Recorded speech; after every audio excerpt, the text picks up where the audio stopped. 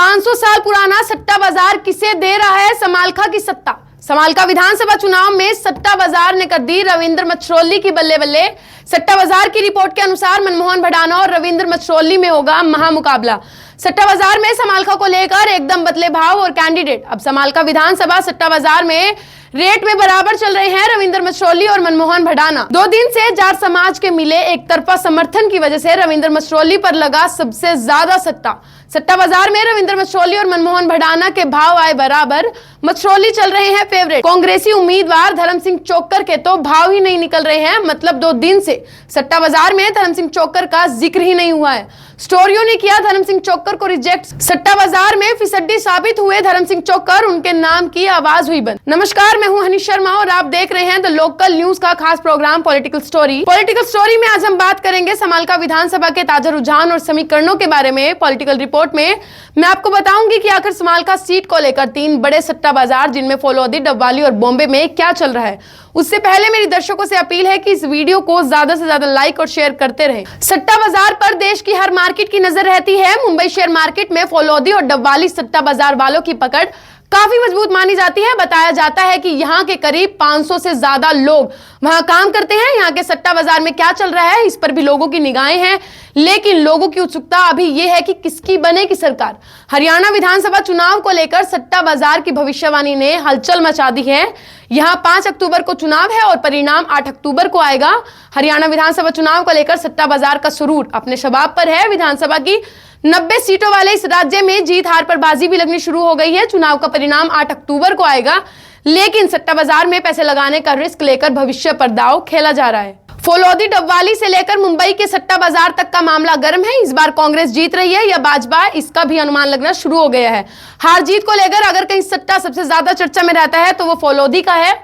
जनता के मन में क्या है ये जानना कोई आसान काम नहीं है। ऐसे में ये जानना दिलचस्प है कि ये स्टोरियां अनुमान कैसे लगाते हैं और किस जानकारी पर काम करते हैं। इस बाजार के लोगों के दावे हैं कि ये अखबार पढ़ते हैं, मीडिया रिपोर्ट्स देखते हैं, नेताओं की सभाओं में भीड़ देखते हैं, लोगों से बातचीत करते हैं और वोटिंग प्रतिशत देखते हैं। हालांकि ऐसा भी नहीं है, सबकी राय एक नहीं होती। फलोदी के इस बाजार में सबको अपने विचार रखने का हक है। कहा जाता है कि गली गली घर घर सट्टा खेला जाता है। किसी ने जूता फेंका तो वो सीधा गिरेगा या उल्टा, इस बात पर भी सट्टा लग जाता है। फलोदी के सट्टा बाजार का नेटवर्क पूरे हिंदुस्तान में है। इसका कारोबार करोड़ों में बताया जाता है। कहा जाता है कि यहाँ रोजाना अघोषित तौर पर करोड़ों का सट्टा लगता है। फलोदी सट्टा बाजार का गणित उल्टा है। चुनाव में जिस प्रत्याशी का फलोदी सट्टा बाजार भाव कम निकल रहा है, इसका मतलब यह नहीं कि वो प्रत्याशी कमजोर है। कम पैसे के भाव का मतलब उस प्रत्याशी की जीत की संभावना उतनी ही अधिक मानी जाती है, जबकि जिनके भाव ही नहीं निकल रहे मतलब उनकी हार की संभावना ज्यादा है। कम पैसे के भाव का मतलब उस प्रत्याशी की जीत की संभावना उतनी ही अधिक मानी जाती है, जबकि जिनके भाव ही नहीं निकल रहे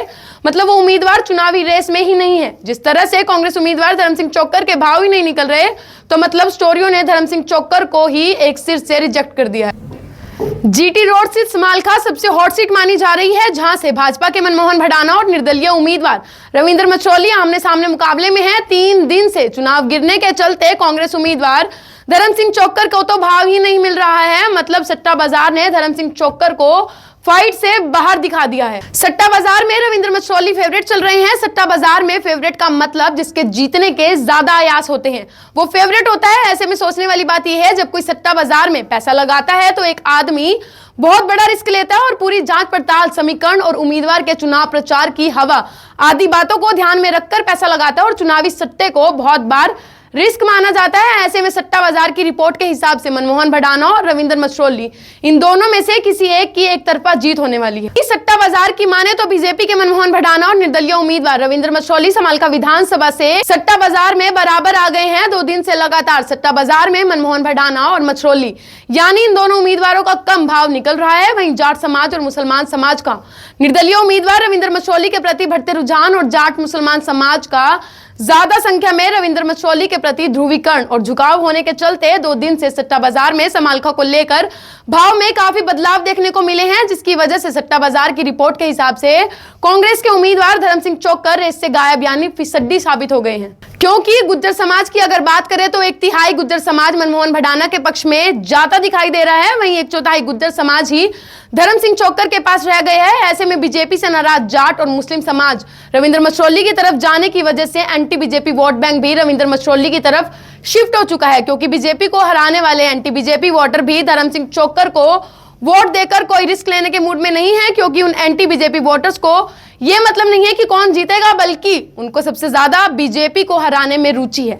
मतलब जब एंटी बीजेपी वोटर्स को लगा कि धर्म सिंह चोक्कर का खुद का समाज ही उन्हें वोट नहीं दे रहा, तो ऐसे में क्यों जाट और मुसलमान चोक्कर को अपनी वोट दे।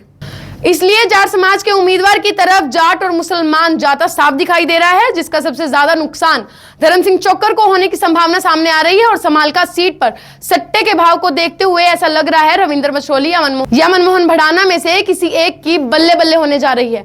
सट्टा बाजार की एक और मजेदार बात आपको बता दें, कांग्रेस उम्मीदवार धर्म सिंह चोक्कर के तो भाव ही नहीं निकल रहे हैं, मतलब सट्टा बाजार में उनका जिक्र ही नहीं है। यानी इस हिसाब से सट्टा बाजार की माने तो मुकाबला ही मनमोहन भडाना और रविंद्र मछरौली के बीच में होने जा रहा है। खैर, आपका इस पर क्या कहना है ये कमेंट्स करके जरूर बताएं। समालका सीट पर क्या रहेगा, मनमोहन भडाना और रविंद्र मछरौली में से कौन जीतेगा, ये कमेंट्स करके जरूर बताएं। मनमोहन भडाना को कितनी वोट मिलेगी ये भी कमेंट्स करके जरूर बताएं, और रविंद्र मछरौली को कितनी वोट मिलेगी ये भी कमेंट्स करके जरूर बताएं। और दर्शकों से अपील है कि इस वीडियो को ज्यादा से ज्यादा शेयर और लाइक करें, हमारे फेसबुक पेज को फॉलो करना ना भूलें और यूट्यूब चैनल को सब्सक्राइब करना ना भूलें। शुक्रिया।